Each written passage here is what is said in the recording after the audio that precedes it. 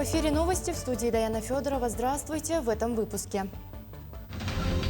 Школьники, студенты, активисты и те, кому не безразлична малая родина, республика присоединилась к участию во всероссийской акции «Вода России». На время проведения Восточного экономического форума «Аэрофлот» увеличит частоту рейсов между Москвой, Санкт-Петербургом и Владивостоком, чтобы обеспечить перевозку участников и гостей. В 39-й школе Якутска отработали действия в рамках всероссийских антитеррористических учений. На месте были задействованы силовые службы МВД, сотрудники МЧС, ФСБ и медики. В Якутске для жителей дома по адресу Жарницкого лето уже второй год подряд начинается и заканчивается одинаково. Горячей воды у них нет и, судя по всему, в ближайшее время не предвидится. Ситуация с бензином в Нерюнгри постепенно стабилизируется после острого дефицита в июле, однако на заправках продолжают действовать суточные лимиты отпуска топлива и цифровые ограничения. Более 22 тысяч обращений поступило с начала года в якутский филиал Госфонда «Защитники Отечества». 87% обращений получили положительное решение. Социальные координаторы сопровождают 12 тысяч граждан, в том числе 2300 ветеранов боевых действий. Сотрудники фонда оказывают содействие и координацию поиска пропавших без вести. Для этого производится бесплатный забор образца ДНК. Сдать генетический материал можно в филиале фонда, а также в центральных районных больницах. По вопросам розыска без вести пропавших необходимо обратиться к социальному координатору по месту проживания. В тех районах, где отсутствуют социальные координаторы, необходимо обратиться в администрацию муниципального района. В городе Якутске филиал Государственного фонда «Защитники Отечества» по адресу улица Аюнского, дом 41/1. Дополнительную информацию можно получить по телефону 506 506 в рабочее время с 9 утра до 18 часов вечера. В филиале фонда также можно получить психологическую помощь, бесплатную юридическую помощь, содействие в получении мер социальной поддержки и услуг. Аэрофлот традиционно увеличит частоту рейсов между Москвой, Санкт-Петербургом и Владивостоком, чтобы обеспечить перевозку участников и гостей ВЭФ. В частности, с 22 по 31 августа между Москвой и Владивостоком будет выполнено 64 парных рейса. С 1 по 4 сентября на маршруте Москва-Владивосток-Москва запланировано 30 парных рейсов.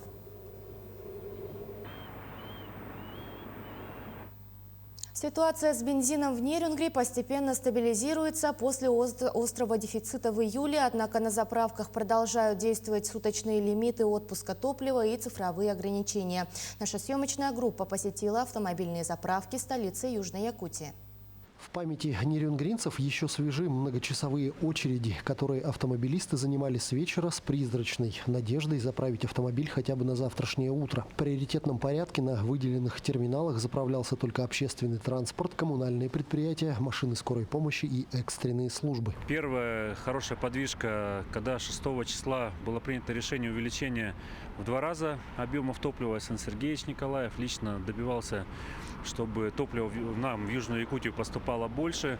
Увеличение объемов произошло вот по 92-му, в частности, бензину. С 11 августа у нас дополнительно 3,5 тонны именно к нам в Нерюнгринский район 92-го бензина поступило. Это плюс 4200 литров ежесуточно. Соответственно, это плюс 25%. Вот в совокупности это позволило очереди, действительно, когда люди оставляли машины в ночь, бронировали свое место в очереди, сократить вот до текущей ситуации. Постепенно, с увеличением суточного объема отгрузки топлива и повышением разовых лимитов заправки, а также разделение очередей на заправку баков с левой и правой стороны автомобиля, время стояния в очередях уменьшилось буквально до нескольких десятков минут. На этой заправке чуть-чуть побыстрее можно заправиться, чем в городе. Потому что за все время QR-код я 3 раза всего ловил. По QR-коду, если на городских заправках. Ну а 20 литров для этой машины, это сами понимаете. Ну сейчас стоим уже не до поворота на Нерюнгри. Ну, конечно, чуть лучше, когда начали выдавать пайку побольше. Так, побыстрее, то стояли сутками вообще-то. Чуть лучше, да. Но будет нормально, когда я приеду и спокойно в городе заправлюсь. Вот это будет нормально. Сегодня стою минут 10, ну где-то 15 максимум. Ну, в среднем на машину 5-6 минут вот уходит. Пока он выйдет, пистолет, пока заправится, 5-6 минут. Ну, с этим учетом учитывая. Ну, а так намного легче стало, чем первый раз стоял 4 часа, потом второй раз 8 часов 40 минут стоял.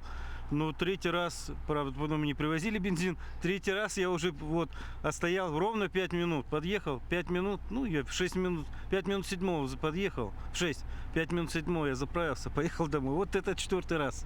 Намного легче стало, намного. Для борьбы с очередями и спекуляциями власти внедрили систему цифровых QR-кодов через специализированное приложение АЗС-14 на ряде заправочных станций, а также установили суточные ограничения на продажу в одни руки. Со временем и это дало свой результат. Отмечу, что программа постоянно у нас улучшается. Мы ушли от ряда графических решений, ну, например, к выбору заправок. Слушаем наших людей, которые предложили это делать списком. Отработали по использованию чат-ботов. Ряд технических решений в Якутске были приняты, чтобы исключить злоупотребление. Помимо этого, работу проводит наше управление внутренних дел по так называемым перекупам, которые очереди дополнительно создавали. И, соответственно, устанавливали крайне завышенные цены на топливо у нас в районе. Водители по достоинству оценили работу приложения, дающего возможность заправки автомобилей с помощью цифровых QR-кодов. В настоящее время сервис постоянно улучшается с учетом пожеланий его пользователей. За все время заправился 2 раза. Первый раз 95-м, недели 1,5 назад. Нет, 2. И позавчера 92-й, оба раза по 20 литров. Как сложно было поймать QR-код? Ну, не надеялся, просто зашел. Первый раз я зашел в 8.03, наверное, и второй раз в 8.05. Если все говорят, там за 20 секунд все разлетается. Ну вот на 3-й, на 5-й минуте я зашел просто. Все работало, все сработало. Первое время было как бы тяжело, как бы нервные установки были, как бы непривычно было. И как бы с трудом давалось как бы взять их вообще. Вот. А сейчас как бы вот вроде стабилизировалось нормально, как бы на серборе разгрузилось все и попроще стало. Я думаю, что улучшилось, по моему мнению. Конечно, вначале было немножко неразбериха. Мы учились, наверное, училась, в том числе система эта, которая снабжает. Но сейчас наладилась, и я, в общем-то, рад тому, что это применили в данном случае. Это не очереди, это спокойно, в любое время зашел. Заправился, заехал, я имею в виду. Розничные сети и местные власти продолжают работу по увеличению суточных лимитов по мере подхода новых партий топлива. Автомобилистам рекомендуется отслеживать актуальную информацию о наличии горючего и оформлять цифровые QR-коды через региональные цифровые сервисы для заправок. Иван Лазаренко, Андрей Гаянов, Нерюнгри. Якутский хлебокомбинат опроверг сообщение о повышении цен на хлеб. В компании назвали недостоверными распространяющиеся в социальных сетях сообщения о повышении стоимости продукции с 14 августа.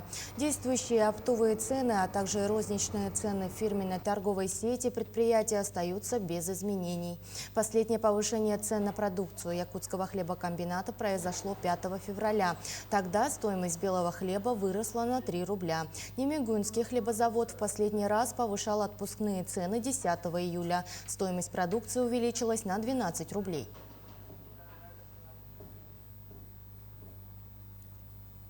В Якутии полицейские пресекли нелегальный оборот ювелирных изделий. По версии следствия, 2 предпринимательницы организовали схему с немаркированным золотом. Из металла делали новые украшения, на которые крепили самодельные бирки известных брендов. Готовые изделия продавали через объявления в мессенджерах. Во время обысков у одной из подозреваемых нашли 211 украшений без обязательной маркировки. Их общая стоимость превысила 5,6 миллионов рублей. На обеих женщин завели уголовное дело по статье о незаконном обороте немаркированной продукции. Обе фигурантки ранее уехали за границу и были объявлены в международный розыск. Одну из них задержали после возвращения в Якутию, вторая пока остается в розыске. В Лето в Якутске – время короткое, и каждый теплый день у нас на вес золота. Но для жителей дома по адресу Жарницкого 7/10 лето уже второй год подряд начинается и заканчивается одинаково. С холодным краном и кастрюлями на плите, горячей воды у них нет и, судя по всему, в ближайшее время не предвидится. В теме разбиралась Надежда Саханская. Представьте себе, вы живете в лучшем городе на вечной мерзлоте. Да и в целом 21 век называют сейчас не иначе, как веком высоких технологий. Да вот только мыть посуду и принимать банные процедуры приходится по-прежнему с кипятильником. Почему? А вот виной всему котельная, которая расположена здесь. Доступ к ней у жильцов по улице Жарницкого отрезан с прошлого года, и все лето они вынуждены носиться с тазами. По словам жильцов, проблема берет начало в смене собственника котельной, которая обслуживает их дом. С 2006 года и вплоть до мая 2025 все было хорошо. Однако после перехода котельной в частные руки ситуация резко изменилась. С прошлого года, с мая месяца, начали отключать нам горячую воду. Потом они включили воду только в прошлом году, в октябре. В этом году, в мае месяце, тоже резко нам отключили горячую воду. Но жить без горячей воды, вы сами знаете, какие неудобства. Владельца котельной приняла решение не осуществлять подачу горячей воды в межотопительный сезон. Мотивы сводятся к нецелесообразности. Гнать горячую воду на 3 подъезда летом дорого. Только вот квитанции почему-то продолжают приходить. И вопрос был задан, почему у нас идет начисление. Нам объяснили. Лиджинова, которая является хозяйкой вашей автономной котельной, она не подала до сих пор акт о подключении горячей воды. И поэтому с пеней мы уже оплачиваем. Ответ на этот вопрос жильцам дали следующий. Как только будет акт, так поступит и перерасчет. Горячей воды нету, вот идет холодная вода. Вот так и моемся, греем в кастрюльке, по-старинному в тазике моемся. Городские власти о проблеме осведомлены и называют эту ситуацию из ряда вон выходящей. Мы считаем, что это по-простому чуть ли не беспредел, да, взять и ограничить наших потребителей от тепла. Мы полностью сейчас погружены в эту проблему, ведем переговоры с этой компанией, ну и должны до начала отопительного сезона эту проблему в любом случае решить. Мы сейчас подключили к этой проблеме надзорные органы. Да и сами жильцы направили свои обращения в прокуратуру города и уполномоченные по правам человека. Ответ должен поступить в ближайшее время, после чего мы вернемся к освещению ситуации. Пока же в доме по улице Жарницкого снова на кухнях загораются конфорки под кастрюлями с водой. Надежда Саханская, Артумен Наговицын, Якутск. В 39-й школе Якутска отработали действия в рамках всероссийских антитеррористических учений. На месте были задействованы силовые службы МВД, сотрудники МЧС, ФСБ и медики. Подробнее об учениях в сюжете далее. Учения в школе состояли из 3 разных ситуаций. Первой была отработка борьбы с террористическими угрозами. По сигналу тревожной кнопки на место выехали сотрудники Росгвардии. Выяснилось, что в здание проникли вооруженные злоумышленники. По прибытии нарядами в группе задержания было установлено, что 2 вооруженных людей захватили заложников, заперлись в учебном классе. Прибывшие нарядами группы задержания, количество 4 сотрудников, были обезврежены 2 террориста, заложников освобождены. После совместно с Росгвардией прошли учения по ликвидации условного пожара, возникшего ввиду нападения с использованием горючих веществ. До прихода пожарных охранники предприняли попытки уменьшить распространение пламени. В ходе тушения были эвакуированы около 10 пострадавших. Третьей ситуацией стала отработка действий при нападении БПЛА. Такие учения, конечно, это большой плюс. Мы по своим направлениям также тоже проводим такие же учения. В июне месяце у нас проходили подобные учения. Тоже мы проводили на объекте образования. Также отрабатывали те же самые задачи: тушение, спасение и эвакуация людей. Подобные мероприятия повышают безопасность в учебных заведениях, а также увеличивают готовность персонала. В таких случаях в каждой ситуации у нас отрабатываются алгоритмы действий. Мы понимаем, что сейчас период каникул, детей нету, но вместе с тем персонал, работники, особенно сотрудники частных охранных предприятий, которые обеспечивают защиту, они должны четко отрабатывать все алгоритмы при объектовых действиях, чтобы потом уже в период учебы применять свои навыки уже в эвакуации и так далее, в защите наших детей. Всего в Якутии в рамках всероссийских учений антитеррора охватили более 1000 учебных заведений, среди которых впервые отрабатывались действия в детских садах. Тимур Калмогоров, Нюргун Старостин, Якутск. В Якутии при содействии службы занятости трудоустроены 752 подростка. Они работают разнорабочими, рабочими по уходу за животными, овощеводами, уборщиками и вожатыми. Рабочие места для несовершеннолетних предоставляют администрации муниципальных образований, школы и детские сады, районные больницы и индивидуальные предприниматели. Наибольшее количество подростков трудоустроено в Якутске – 89 человек. В Мирнецком районе работу получили 65 несовершеннолетних, в Нерюнгринском – 61, в Алданском – 60. Обновление помещений, инженерных систем и закупка нового оборудования для качественного предоставления услуг в столице республики движется к завершению модернизации Якутского кадрового центра. Подробнее расскажет Анастасия Пуляева. В центре всего человек, его благополучие и рост. Под таким слоганом обновляются центры занятости населения по всей стране. Речь идет о полной трансформации не только внешне, но и внутренне. Улучшение качества оказания услуг, расширение спектра и новые возможности через цифровую платформу «Работа России». Это даст также и нашим сотрудникам, и соискателям быстроту и реакции, да, и работа на единой цифровой платформе. И скорость интернета у нас улучшится, и быстрота тех заявлений, модераций, резюме, также и вакансий, да, предприятий. Это, конечно же, улучшит работу. В самом центре работы идут полным ходом, а основные из них завершат к 1 сентября. Уже выполнен косметический ремонт и закуплено все необходимое, включая материально-техническую базу. Далее же подрядчики установят мебель, новое оборудование и приведут все к общему дизайн-проекту. Такая модификация, к слову, проводится почти по всей республике, включая и головной офис. В этом текущем году у нас в 11 точках присутствия полностью внешняя трансформация, так скажем, у нас идет. Ремонты текущие, капитальные ремонты, а также возведение модульных зданий.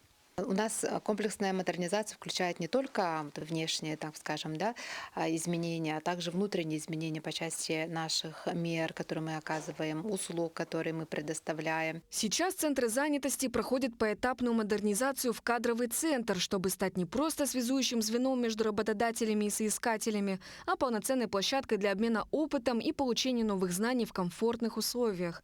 Это стало возможно благодаря национальному проекту «Кадры». Анастасия Пуляева, Нюргун Старостин, Якутск. Школьники, студенты, экоактивисты и те, кому не безразлична малая родина. Республика присоединилась к участию во всероссийской акции «Вода России». В этом году Якутия стала центральной площадкой мероприятия. Об итогах массовой уборки расскажем далее. Лучшее время для уборки прибрежной территории – это утро, так считают участники акции «Вода России». Более 1700 человек из различных организаций присоединились к массовой уборке. Им предстояло очистить прибрежную зону городского пляжа. Наша дирекция биологических ресурсов и ОПТ Якутии в этой акции принимает каждый год. Сегодня мы присоединились к коллективам человек, около 50 человек. Мы всегда охотно поддерживаем эту акцию, как и экологи, как и сознательные граждане нашего города. Формат акции предполагает соревнования между двумя командами. Пока одна группа убирала берег, ведущий к 203-му микрорайону, вторая двинулась в сторону лодочной станции. Народу очень много, все активно собирают мусор. Хочу отметить, что мусора не так много, так как граждане города Якутска достаточно ответственные товарищи у нас. Еще раз, что уборка в рамках «Вода России» – это не про уборку мусора, это все-таки больше про экологическое воспитание, понимание, что нужно не больше мусора выбирать, а меньше его после себя оставлять, когда отдыхаем на берегу реки, на природе. Право стать центральной площадкой всероссийской акции «Вода России» Якутия получила в прошлом году. Именно тогда команда «Талба» из Чечемакской средней школы Татинского улуса очистила берег реки Амга и стала абсолютным чемпионом федерального конкурса «Общий сбор». Участие в таких субботниках – это показатель именно из отношения человека к природе. И уверен, что и пример сегодня участвующих в акции, и тех, кто участвует в акции по всей нашей республике, по всей стране, он, конечно, будет сподвигать людей бережно относиться к природе. Я рад, на самом деле, что вот сегодня с утра такое количество людей самых разных профессий, возрастов вышло на эту акцию. И вот мы вместе все показываем пример бережного отношения к нашей якутской природе. «Вода России» не единственная акция, в которой якутяне принимают активное участие. Жители Арктики очищают побережье Восточно-Сибирского моря, а также моря Лаптевых. Эта акция получила название «Чистая Арктика».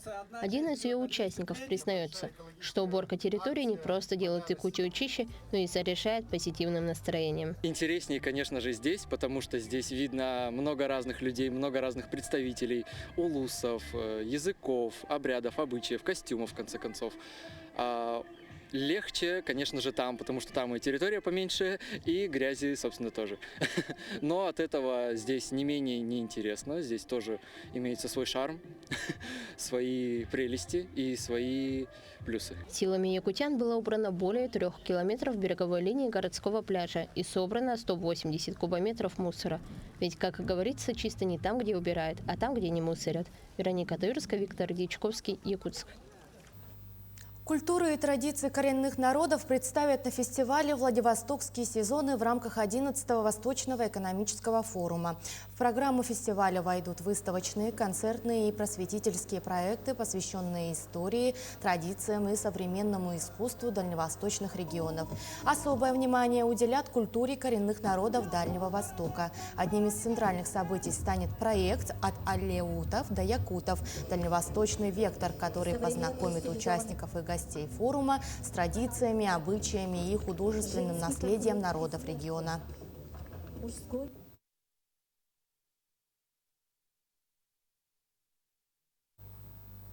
Ну а в Ленском районе продолжается второй этап приемной кампании детей в первый класс. Продлится он до 5 сентября включительно. На первом этапе были зачислены дети по принадлежности территории и первоочередники.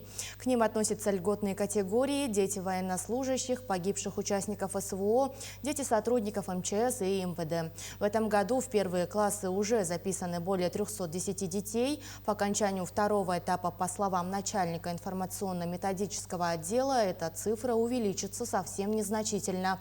Важно отметить, что с каждым годом количество первоклассников уменьшается в связи с оттоком населения. В этом году у нас, получается, выпускников в дошкольных образовательных учреждениях 323 и ориентировочно чуть больше будет, возможно. Пока зачислено 310.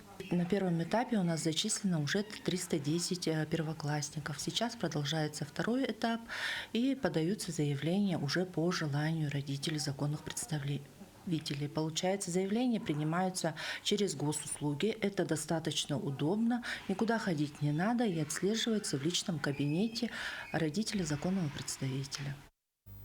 В Мирнинском городском парке провели фотоконкурс «Родина в фокусе». Его посвятили Дню государственного флага Российской Федерации. Участвовали 17 мирнинцев, оценивали 31 фотографию, сделанную в разных уголках России. На фото виды природы и городские пейзажи. Проголосовать за лучшие снимки мог любой. Организатор социально-молодежная организация Diamond Group при поддержке движения первых. В основном все присылали по 2 фотографии, есть некоторые, кто по 1 фотографии. В целом достаточно много народа. Ленские саббордисты показали гимнастические элементы и боевые приемы на воде. Полем спортивной битвы для 5 команд стало озеро Долгое. Подробности в сюжете далее. Мешок совсем не подарков собрали Дед Мороз и Снегурочка. Креативные наряды участников давали дополнительные баллы. Еще одно испытание – трюк на сабборде.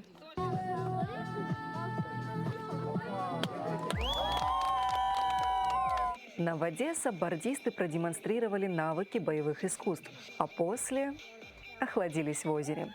Поучаствовать решили опытные спортсмены и те, кто встал на доску впервые. Воды и поддержки хватило на всех.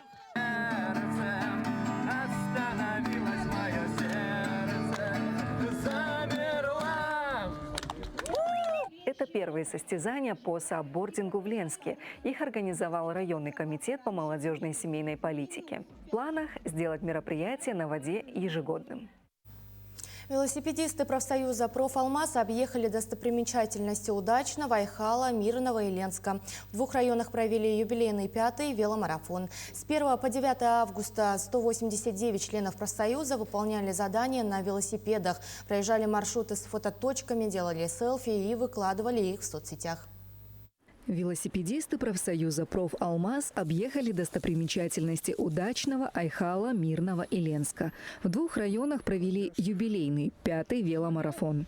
С 1 по 9 августа 189 членов профсоюза выполняли задания на велосипедах, проезжали маршруты с фототочками, делали селфи и выкладывали их в соцсетях. Сложнее всего, наверное, было в вечернее время это ехать на Заречку.